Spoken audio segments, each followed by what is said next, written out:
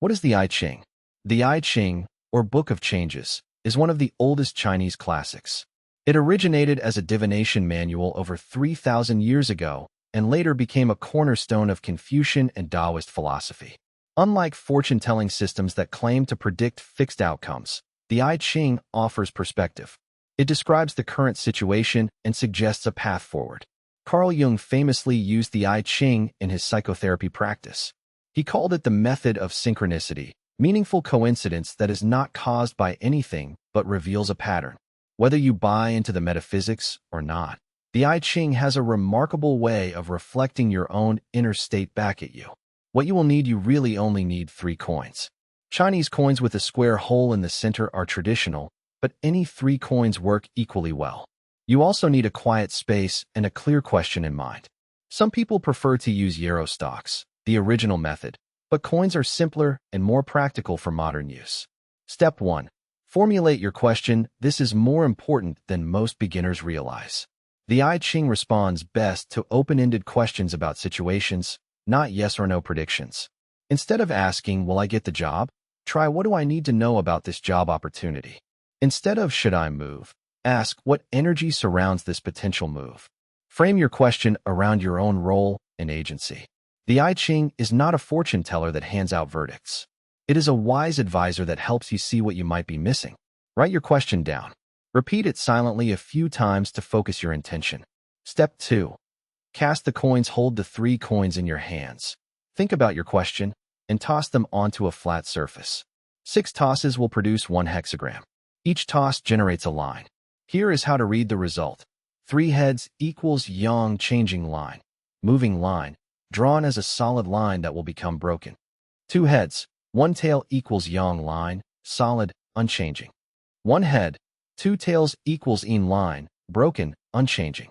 3 tails equals yin, changing line, moving line, drawn as a broken line that will become solid. Write each line from bottom to top. The first toss is the bottom line. The 6th toss is the top line. This is important. The hexagram is built from the ground up, like a building's foundation. Step 3. Identify your hexagram. Once you have all 6 lines, you have a hexagram. There are 64 possible hexagrams, each with a specific meaning. Your hexagram consists of 2 trigrams, 3 lines each. The lower 3 lines form the inner trigram, representing your internal state. The upper 3 lines form the outer trigram, representing the external situation. For example, hexagram 11, Tai/Peace, has the trigram earth over heaven, heaven below, pressing upward, earth above, sinking downward. They meet in the middle, harmony. Hexagram 12, Pi/Stagnation, reverses this, heaven above, earth below, they move apart. Understanding the trigram structure gives you a deeper reading than just looking up a 1-line description. Step 4. Interpret the judgment and lines. The main text for your hexagram is called the judgment, Tuan. It describes the overall situation. The image, Xiang, relates the hexagram to nature. Each of the 6 lines also has a text.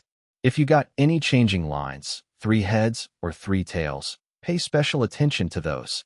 They indicate the forces moving within the situation. Start with the judgment. Read it slowly. What stands out?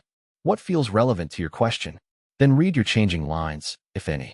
These are the advice for action. The unchanging lines describe fixed dynamics that you should be aware of but may not need to act on directly. Step 5. Consider the changing lines. If you have any changing lines, your hexagram transforms into a second hexagram. For each changing line, flip it. A solid changing line becomes broken, and a broken changing line becomes solid. The new hexagram represents the future or the result of following the advice from the first hexagram.